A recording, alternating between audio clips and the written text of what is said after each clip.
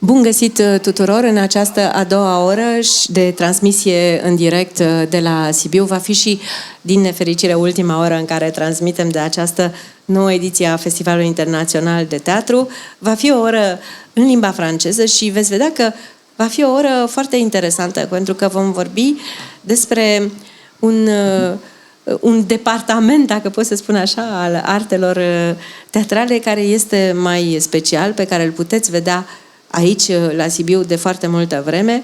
Vorbim despre circul contemporan și artele spectacolului care se desfășoară în stradă. Outdoor, așa cum sunt numite aici, spectacolele outdoor fac deliciul publicului sibian, fac deliciul publicului festivalului. În anii în care această programare outdoor a fost mai mică, în special în perioada pandemiei, am simțit cât de tare ne lipsește acest lucru aici.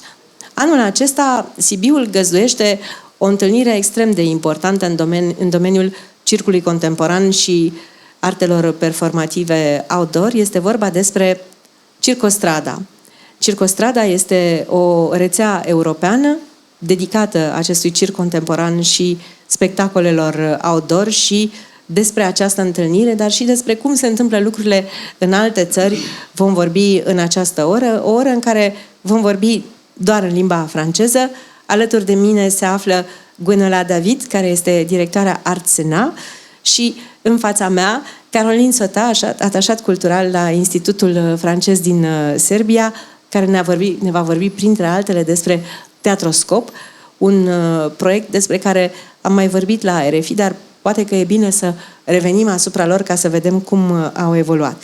De aici încolo, discuția se va purta doar în limba franceză. Bonjour, merci infiniment de votre visite, Gwenola David, Caroline Sota.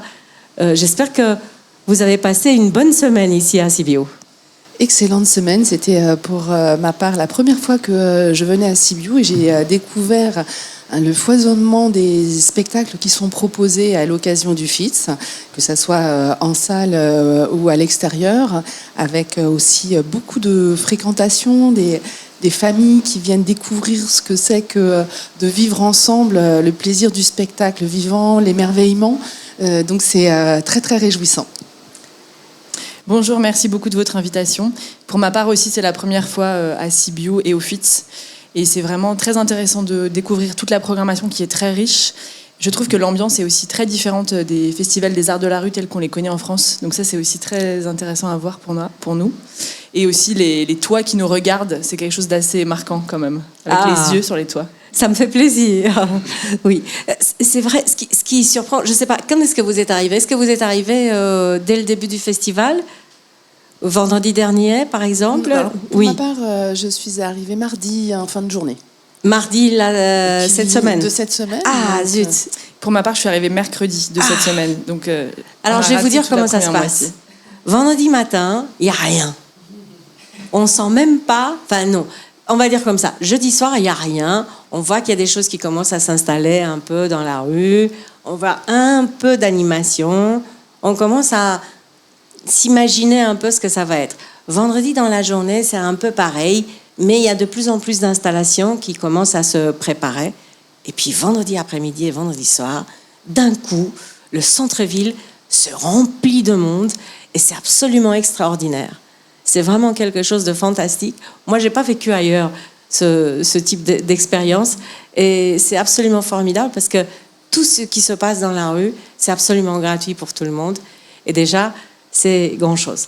Bon, est-ce qu'on va commencer? On va commencer peut-être par présenter un peu les institutions que vous représentez, et puis on va discuter de qu'est-ce qui s'est passé cette semaine, qu'est-ce que c'est Circostrada, et donc Artsena, qu'est-ce que c'est?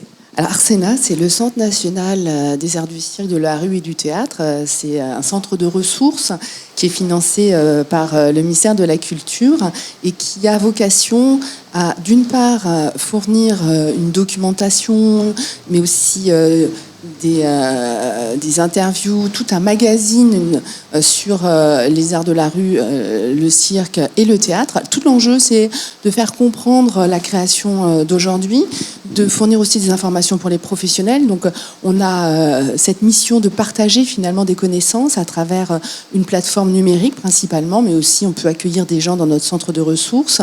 Et cette éditorialisation de la ressource est très importante parce que c'est vraiment ce qui donne tout son sens. On travaille aussi beaucoup pour promouvoir ces arts auprès de la jeunesse à travers des programmes d'éducation artistique et culturelle avec des outils de médiation. Donc ce partage des connaissances, eh bien, ce partage avec les plus petits jusqu'aux plus grands. La deuxième grande mission de ce Centre national de ressources, eh bien, c'est de permettre aux professionnels de mettre en œuvre leurs projets à travers des ressources de type conseil sur comment ça se passe en France, quelle est la législation. Donc ça peut aussi servir d'ailleurs à des compagnies roumaines qui souhaiteraient venir travailler en France et présenter leur travail. Et on a tout un volet d'accompagnement qui passe aussi par des soutiens financiers. Et puis la troisième dimension, c'est la dimension internationale et c'est ce qui m'amène ici aujourd'hui puisque nous sommes un facilitateur de la coopération au niveau européen et international avec le réseau Circostrada notamment qui est dédié au cirque et aux arts de la rue, mais nous avons aussi un volet théâtre et nous sommes très impliqués dans tous les échanges européens à travers les outils de coopération, que ce soit l'IETM, On the Move, etc., etc. Donc une ressource à Arsena qui se décline un petit peu sous toutes ses formes. Quelle est la place du cirque contemporain et des arts de la rue dans le paysage des arts en France? C'est une place qui va grandissante grâce à la reconnaissance institutionnelle qui a accompagné le déploiement artistique de ces formes. Le nouveau cirque a émergé au début des années 80, tout comme les arts de la rue qui s'inscrivent aussi dans des traditions antérieures, mais c'était vraiment une réappropriation de ces arts anciens, que ce soit les arts du cirque ou les arts de la rue, dans une version contemporaine et presque même en rupture avec ce passé pour affirmer une autre dimension. Pour le cirque, c'était dépasser la pure performance physique pour proposer des spectacles qui embarquent les spectateurs dans des rêveries, des narrations, des déploiements poétiques, etc. Les arts de la rue sont nés aussi du mouvement contestataire qui a soufflé sur toute l'Europe à la fin des années 60. Et c'était une façon de reprendre voix dans la rue. Ces arts ont été accompagnés par le ministère de la Culture pour soutenir la création et ça a été assez déterminant parce que comme tous les arts, ils ont besoin d'espace de travail, ils ont besoin de ressources pour financer la création et ça a été une grande politique menée depuis les années 90 en France. Donc, ça reste minoritaire en termes de nombre de compagnies, ça reste minoritaire en termes de moyens. En revanche, en termes de fréquentation publique, les arts de la rue sont extrêmement fréquentés par l'ensemble de la population. Et c'est une des grandes vertus de ces propositions artistiques. On le disait tout à l'heure, quand on voit toutes ces familles, quand on voit cette ouverture, la gratuité qui est aussi une invitation à venir prendre le risque de partager ensemble ces moments à la fois festifs, mais aussi émotionnels, mais aussi démocratiques. Et les arts de la rue donc sont une sorte des typologies de spectacles les plus fréquentés en France. Et les arts du cirque sont en termes esthétiques des têtes chercheuses très souvent parce que ils ont cette capacité à aller puiser dans les autres arts, que ce soit le théâtre, que ce soit la danse, que ce soit les arts plastiques et d'inventer de nouvelles formes. Et donc là aussi, il joue un rôle très important dans l'évolution des formes esthétiques en France. On peut avoir de très très grands spectacles qui se déroulent avec de très très grands moyens, comme on peut avoir une personne ou un personnage qui se débrouille avec les moyens du bord, parfois même avec rien, d'où aussi la difficulté d'harmoniser ou peut-être la nécessité justement de ne pas harmoniser ce type de secteur parce qu'il y a différents types d'écriture, différents types d'artistes qui entrent en jeu et il faut donner à tout le monde quelque chose pour pouvoir se nourrir en quelque sorte. Oui, cette variété est une vraie richesse parce qu'on est loin justement d'une normalisation des formes qui supposerait qu'on ait soit que des grands formats très spectaculaires ou des tout petits formats, même si malheureusement la crise économique frappe durement le secteur culturel et donc tente à réduire l'ampleur des spectacles qui sont proposés parce que plus il y a de comédiens et d'artistes sur le plateau, évidemment, plus il faut des sous pour créer ces formes-là et pouvoir les tourner. Mais c'est une très très grande richesse. Et puis la richesse des arts de la rue vient aussi de cette création en contexte. Et on y reviendra sans doute quand on va parler de Circo Strada. Cette notion de en contexte, elle est particulièrement importante dans une ère de la globalisation où on est dans une standardisation de tout ce que l'on peut consommer. J'étais ravie à Sibiu qu'on échappe aux grandes chaînes internationales de vêtements qu'on voit partout, qu'on ait des boutiques, que ça soit situé et qu'on ne soit pas dans une ville finalement façonnée par la mondialisation comme il y en a tant d'autres. Et je pense qu'une des forces des arts de la rue, c'est justement d'être situé. C'est que, bien sûr, et il y a ces spectacles qu'on pose dans la rue pour qu'ils soient visibles par le plus grand nombre, mais il y a aussi beaucoup de spectacles qui sont écrits en contexte ou adaptés en contexte. C'est-à-dire qu'ils vont jouer avec ces fameuses maisons avec les yeux spécifiques de Sibiu parce que ça crée tout de suite un autre rapport à l'urbanisme quand on voit ces maisons qui nous regardent. Et ça, c'est une très grande force parce que, encore une fois, on retrouve cette expérience vivante, cette expérience unique que peut nous apporter le spectacle vivant. C'est une ville qui est parfaite, en fait, pour les spectacles de rue et pour le cirque contemporain. Oui, allez-y. Et oui, en fait, je voulais rebondir aussi sur ce que disait Gwenola, parce qu'en effet, même dans l'urbanisme de la ville ou la topographie, en fait, il y a un centre-ville piéton qui est vraiment piéton pour de vrai. Enfin, on sent que c'est vraiment un espace que les piétons s'approprient, pas seulement le temps du festival, mais toute l'année. Il y a des places qui sont vraiment très belles aussi en termes de perspective. Et hier, j'ai vu plusieurs spectacles et je me disais vraiment le cadre est idéal pour le... Enfin, ça fait un peu des photos de cartes postales pour les spectacles. Et aussi, on sent au niveau du public, je trouve qu'il y a vraiment quelque chose de très fort et de comment dire, on sent que le public est vraiment chez lui et que c'est quelque chose d'important comme rendez-vous dans l'année. Les enfants, ils ont quelque chose de très avide.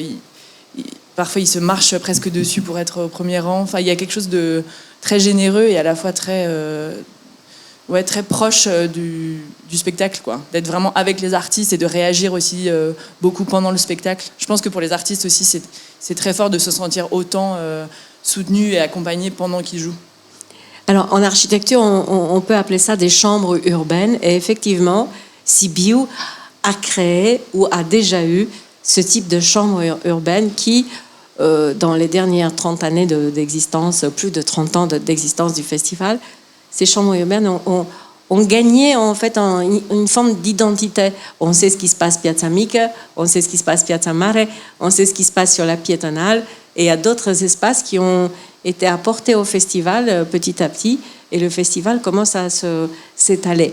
Comment ça se passe en Serbie et racontez-nous un peu ce que c'est Théâtroscope et comment ça se passe. Est-ce que ça existe du cirque contemporain, du théâtre de la rue, ce forme théâtrale existe en Serbie? Alors oui, cette forme théâtrale, le cirque contemporain existe en Serbie. Alors peut-être avant de parler de la Serbie et de la région, je fais une rapide introduction sur Théâtroscope pour aussi comprendre d'où je parle en termes de zone géographique. En fait, Théâtroscope, c'est un programme régional qui est porté par l'Institut français de Serbie, qui est financé par le ministère des Affaires étrangères français et le ministère de la Culture français. Et en fait, la zone couverte par Théâtroscope représente l'Europe du Sud-Est, mais une zone qui est assez vaste parce qu'elle va de la Slovénie à la Turquie inclus. Donc en fait, il y a 13 pays d'Europe du Sud-Est, donc la Roumanie en fait partie bien sûr. Donc c'est une zone qui est très hétérogène en termes de scène artistique dans chaque pays. Il y a des pays de l'Union européenne, d'autres qui sont candidats à l'Union européenne. Il y a des pays de l'ancienne Yougoslavie, des pays de l'ancien bloc soviétique. Et du coup, La Grèce aussi. La Grèce aussi fait partie Donc de différentes cultures, différentes langues. Exactement, il y a une très grande hétérogénéité linguistique. C'est aussi pour ça que malgré le nom, en fait, Théâtroscope s'occupe assez peu de théâtre, à vrai dire. Et les domaines prioritaires sont vraiment le cirque, les arts de la rue, la danse et les formats jeunes publics. Donc c'est vraiment aussi des formats qui sont potentiellement sans texte. Bon, le cirque contemporain peut avoir du texte et les arts de la rue aussi, mais du coup c'est des formes qui peuvent aussi voyager facilement dans la région. Et donc on remarque à l'échelle de Théâtroscope, en fait il y a quand même des sous-régions assez fortes, notamment au niveau du cirque contemporain. Il y a une zone qui a beaucoup développé son cirque contemporain, qui est la zone représentée par la Croatie, la Serbie et la Slovénie, à travers un réseau qui s'appelle Circo Balkana, qui s'est constitué il y a maintenant plus de 15 ans et qui a un festival qui est à la fois qui est en partie à Zagreb, en partie à Belgrade, au mois de juin à Zagreb, au mois de septembre à Belgrade. Et du coup, il y a tout un vivier en fait d'opérateurs culturels et d'artistes qui a bien identifié en fait ces opérateurs-là, qui sont aussi en lien avec des partenaires en Slovénie. Et du coup, ils sont assez peu nombreux au niveau des opérateurs culturels, mais ils font beaucoup pour le développement du cirque contemporain, la reconnaissance, le fait de pouvoir diffuser des spectacles, de pouvoir montrer des spectacles à un très large public. Il y a notamment un chapiteau qu'ils ont acheté il y a quelques années et qui était jusqu'à très récemment le seul chapiteau de la région, donc qui se partageait entre Zagreb et Belgrade. Maintenant, il y a un tout nouveau chapiteau qui est en Slovénie par l'association Miss Monismo. Donc il y a donc cette sous-région qui est très forte au niveau du cirque, et il y a aussi d'autres structures qui travaillent sur le cirque et qui sont en lien évidemment, mais du coup pour lesquelles l'histoire est moins longue en termes de coopération transfrontalière. En Bulgarie, il y a Circolution qui est à Sofia. Et en Roumanie, il y a aussi pas mal de plus en plus de compagnies de cirque. Il y a aussi des écoles. En fait, il n'y a pas mal, il y a de plus en plus. Pardon. Oui. On aimerait bien qu'il y ait plus, mais ça se développe. J'ai l'impression que ça se développe quand même beaucoup. Il y a aussi le vivier en fait, des écoles aussi pour le jeune public ou écoles amateurs dans plusieurs villes. Il y avait notamment une compagnie française qui s'appelle Un loup pour l'homme qui est venue faire un long projet dans la région en 2019 et qui avait passé pas mal de temps en Roumanie, notamment à Timișoara. Donc il y a vraiment des dynamiques très fortes qui sont vraiment aussi des dynamiques qui sont vraiment portées par ces équipes-là et avec un soutien institutionnel parfois très faible, parce qu'en fonction des pays aussi dans la région, il y a des grandes inégalités au niveau des financements publics, des lieux de travail, des connexions possibles en fait avec d'autres opérateurs d'ailleurs en Europe. Donc c'est c'est très hétérogène. Donc en Roumanie, il y a aussi ce qui est nouveau, c'est à partir de cette année, on va enseigner à l'Académie de sport de Bucarest le cirque. Donc il y a toute petite classe de cirque, mais c'est déjà bien. Est-ce que en Europe, est-ce qu'en France ou dans d'autres pays, il y a des écoles importantes de cirque? Par exemple, on sait que à Montréal, j'ai rencontré des artistes de Montréal. On sait qu'au Canada, au Québec, il y a apparemment la plus importante école de cirque du monde. C'est ce qu'ils disent. Mais peut-être c'est pas exactement ça. Sacré québécois. Oui. En fait, il y a effectivement en France des écoles supérieures, 3, et elles sont déterminantes dans le paysage du cirque, déterminantes parce qu'elles ont été le fer de lance de la politique publique pour le renouveau du cirque en France. Et c'est notamment passé par la création du Centre national des arts du cirque qui a ouvert ses portes en 1985. Et tout l'enjeu était de transformer l'enseignement, c'est-à-dire de sortir de cette transmission finalement familiale où on transmet à la fois le geste technique, mais aussi l'esthétique et les enjeux de partage avec l'environnement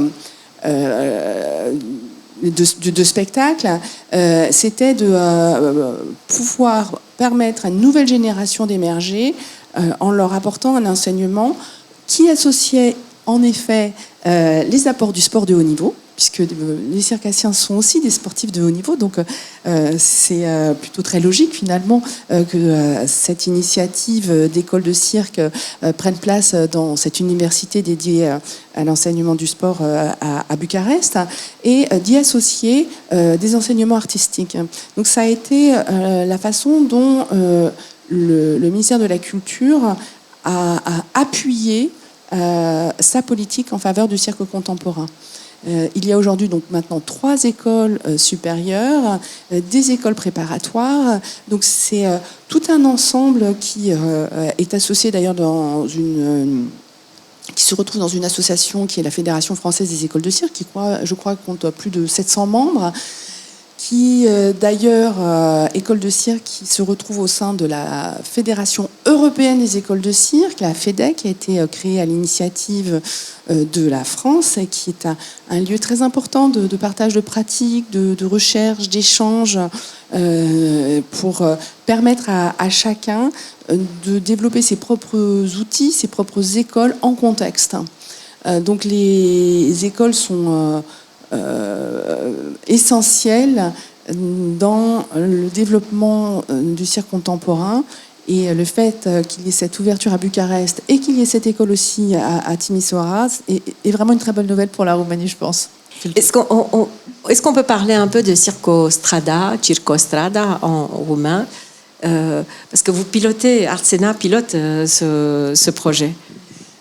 Arsena est effectivement le coordinateur et le cofinanceur avec l'Europe de ce réseau, grâce au ministère de la Culture. C'est un réseau ancien, il a été créé en 2003, à une époque où, en Europe, les arts de la rue et les arts du cirque n'étaient pas forcément pleinement reconnus comme des arts justement à part entière. C'est-à-dire qu'il y avait ces traditions qui se développaient, il y avait ces formes que l'on retrouvait de pays en pays, mais beaucoup peinaient à être reconnus par les institutions de leur pays comme des arts, et donc peinaient à bénéficier aussi d'accompagnement public pour soutenir la création, pour former les jeunes générations, etc., etc. Donc l'idée de ce réseau, ça a été de s'unir pour renforcer la reconnaissance des arts du cirque, pour appuyer le développement des arts du cirque et des arts de la rue, pour appuyer le développement de ces 2 secteurs, avec une forte activité d'échange qui permet à chacun de s'inspirer de ce qui se fait à tel ou tel endroit. Donc c'est toujours très, très inspirant, mais aussi d'avoir une force de plaidoyer auprès des institutions européennes, mais aussi dans les gouvernements auprès des gouvernements de chacun des pays. Et cette activité est très importante. Elle se fait notamment à l'occasion des assemblées générales du réseau. C'est un réseau qui a beaucoup grandi. Il a commencé avec une poignée de lieux, et maintenant il compte plus de 180 membres issus de 45 pays. Donc c'est vous dire l'ampleur qu'il a prise.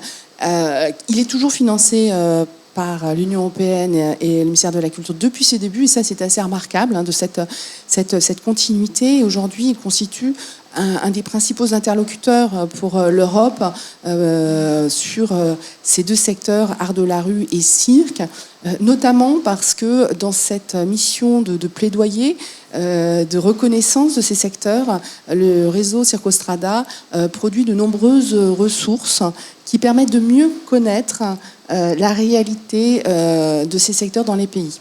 Et pour vous donner un exemple, sur cette réunion générale du réseau qui est organisée à Sibiu, une publication a été réalisée qui permet de comprendre un peu quelles sont les dynamiques à la fois historiques, mais aussi quels sont les enjeux actuels du secteur en Roumanie.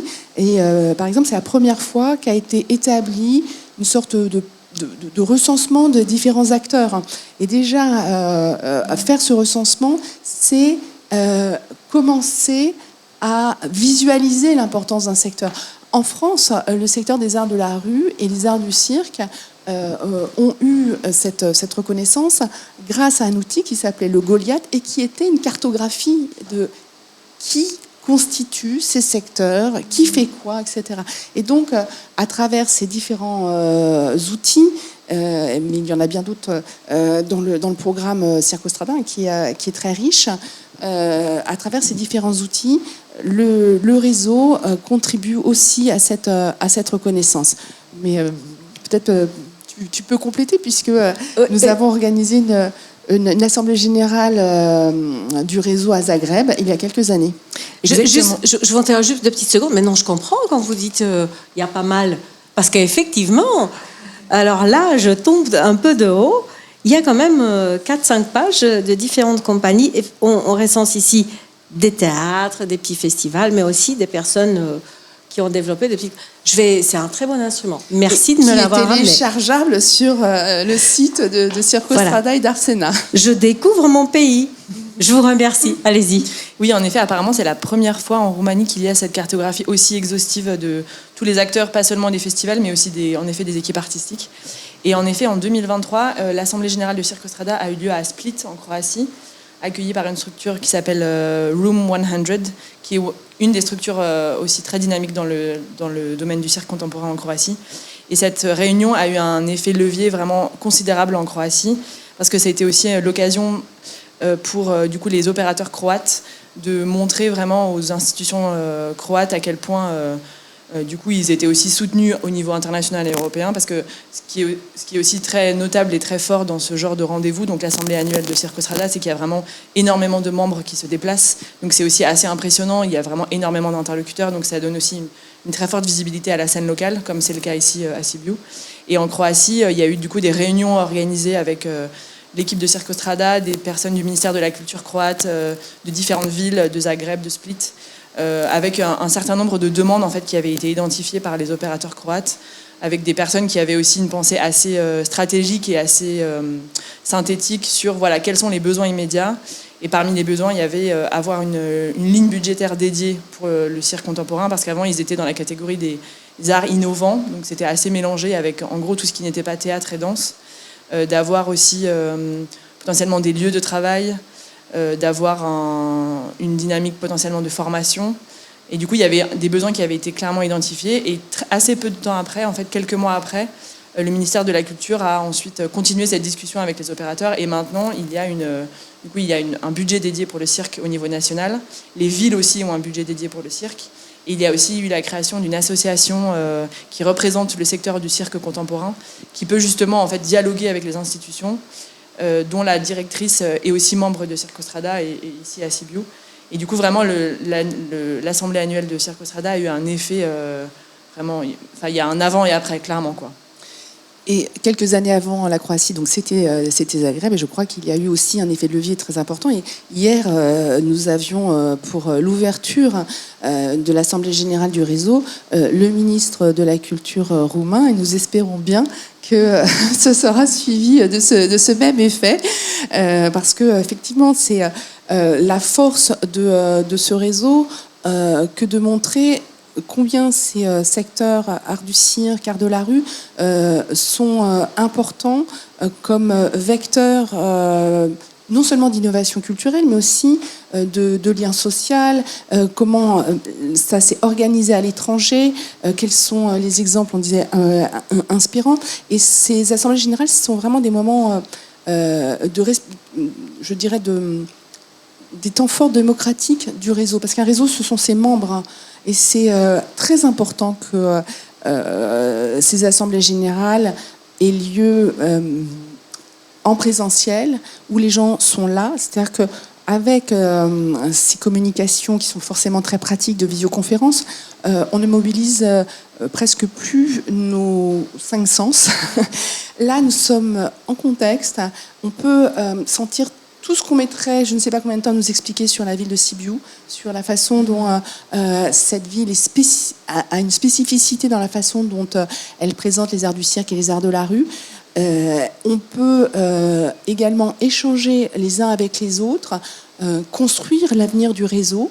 Et tout ça est éminemment important, nécessaire, pour que chacun reparte aussi avec les forces de conviction dans son pays pour poursuivre une tâche qui est parfois ardue, mais en tout cas ça a un impact politique dans les pays dans lesquels c'est organisé, parce que c'est toujours d'ailleurs co-organisé, et ça c'est très important, c'est pas on n'arrive pas comme ça hop hop hop, c'est vraiment co-organisé par les membres du réseau qui accueillent l'Assemblée générale. Et cette coopération est déjà très riche d'enseignements pour tout le monde. Alors moi, je ne peux pas vous promettre pour le ministre, mais moi, pour ma part, je vais les prendre un par un et je vais me renseigner un peu sur eux et on va faire des sujets. On ira voir comment ils travaillent. Oui, allez-y. Et en plus, je trouve aussi, en tant qu'Institut français et Théâtroscope, en fait, ce qui est précieux aussi dans ce genre de réunion et grâce à ce genre de réseau, c'est aussi que c'est très ouvert aussi aux personnes ou aux institutions qui ne sont pas membres directement, mais qui peuvent apporter un éclairage complémentaire. Et donc justement, à l'invitation de Circostrada et du Festival FITS, nous avons pu faire une table ronde sur la scène artistique en Roumanie et dans la région, en fait, pour la faire mieux connaître aux autres membres du réseau et aux autres pays. Et ce genre de contexte, c'est vraiment très très précieux parce qu'il n'y a pas d'autres occasions comme ça. Et du coup, ça permet aussi de faire découvrir des initiatives locales. Il y avait par exemple Ștefan Craiu, qui est l'organisateur du festival Entente à Buzău, qui est un des grands festivals des arts de la rue en Roumanie. Et du coup, ça permet juste en fait de faire connaître ce nom, de le faire circuler. Et du coup, il y a aussi plus de... Enfin voilà, ça fait grandir en fait la connaissance mutuelle. Et l'exemple de la Croatie, justement de 2023, c'est aussi très inspirant en fait pour les opérateurs de la région, parce que comme c'est un contexte qui est potentiellement plus proche de la Roumanie que ne peut l'être la France ou l'Allemagne, en fait c'est aussi plus facile de s'identifier et ça permet de pouvoir discuter sur des bases qui sont plus proches et du coup enfin voilà, ça permet d'échanger des bonnes pratiques et j'ai l'impression que c'est très précieux aussi.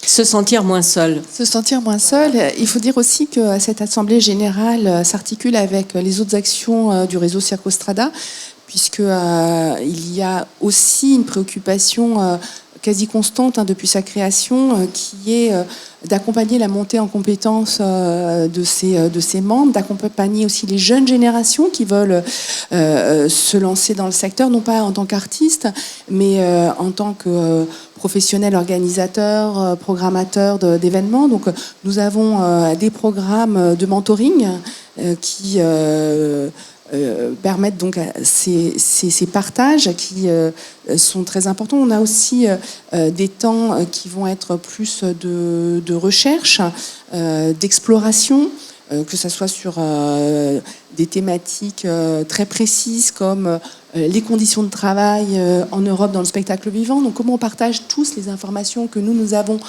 à partir du terrain. Et ça, c'est aussi très important, cette vision, cette notion que chacun est une sorte de sismographe dans son propre pays pour partager aux autres ce qui s'y passe, faire remonter des informations, collecter des données. Nous avons aussi à cœur de proposer des outils pratiques. On parlait de la façon dont la connaissance mutuelle permettait de faciliter des tournées, mais il y a aussi des outils très concrets. On a publié un guide pour la tournée sous chapiteau parce que chaque pays a ses spécificités de taille de camion, de ceci, de cela. Et quand on veut tourner à l'international, on a besoin d'avoir ces informations. Et le réseau est là pour ça. Et puis, on organise aussi très régulièrement des voyages de découverte qui sont hors Europe, que ce soit comme tout récemment à Taïwan et à Tokyo, c'était auparavant en Afrique du Sud, ça sera bientôt à Mexico, qui sont aussi très importants pour que ces professionnels européens puissent aller hors Europe dans des contextes où ils vont être accompagnés, puisque chaque voyage de découverte est vraiment préparé avec des acteurs locaux. Et puis à côté des assemblées générales qui rassemblent principalement les membres, nous avons ces grands événements qui s'appellent Fresh, tantôt consacrés au cirque, tantôt consacrés aux arts de la rue, qui là rassemblent encore plus de monde, on est plutôt vers 400, 500 participants, donc c'est très conséquent, et qui sont une sorte de focus sur une discipline, une région, et qui vont permettre à des artistes, des professionnels de se rencontrer au cours de ce très grand rassemblement. Donc le prochain, c'est en février prochain. On va changer un petit peu de température puisque ce sera à Stockholm et ce sera vraiment l'occasion de découvrir toute la richesse du secteur cirque dans le nord de l'Europe. Oui, et juste pour compléter, c'est un petit aparté de ma précédente casquette où je travaillais avant avec des compagnies de cirque et d'art de la rue.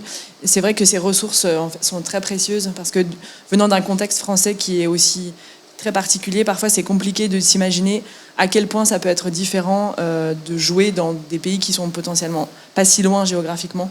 Et du coup, ça permet de donner des clés.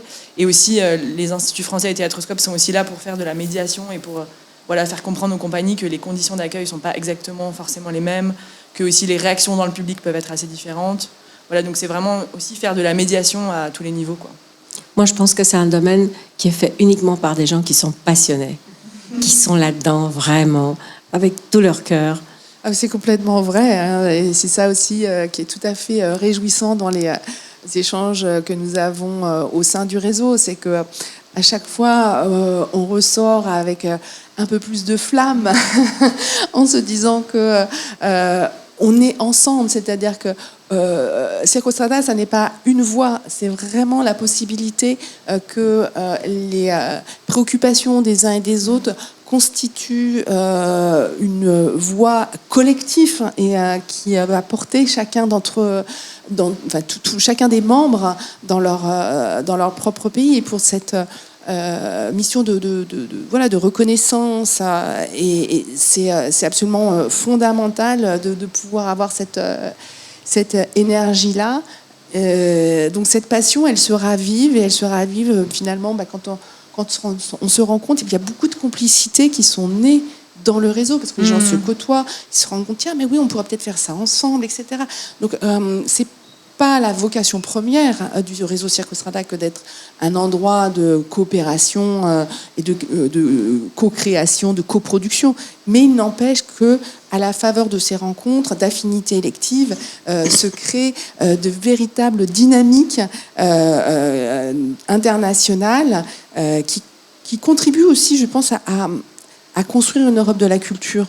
C'est-à-dire qu'on ne peut pas construire une Europe sans cette dimension culturelle. Et les réseaux comme Circo Strada sont, à mon sens, indispensables parce qu'ils permettent aux gens de se relier tout en étant chacun dans son contexte et sa différence. Et c'est extrêmement important d'avoir cet en commun qui doit se raviver sans cesse. On parlait de flamme, mais je pense que c'est comme un feu. Si on ne remet pas de bûche, voilà. C'est un très bon mot de la fin. Oui. Non, je rejoins tout à fait ce que dit Gwenola, et aussi ça permet, je trouve, de se décentrer et de relativiser aussi certaines difficultés qu'on peut rencontrer dans certains contextes. Vous me posiez la question pour la Serbie. Les opérateurs de cirque de Serbie, Circosfera notamment, vraiment ils se battent depuis 15 ans avec très très peu de soutien public à leur projet, et du coup de les voir ne pas baisser les bras et continuer année après année à inviter des spectacles aussi très exigeants et parfois très compliqués techniquement. Du coup, ça force un peu l'admiration, et justement, ça permet de créer un en commun qui est très inspirant. Artscena.fr pour chercher toutes les informations, artscena.fr, et pour se sentir moins seul quand on est dans ce domaine. Merci infiniment. Merci et puis je vous souhaite un très bon festival. Merci à vous. Merci beaucoup. Punem punct aici transmisia în direct de la Sibiu.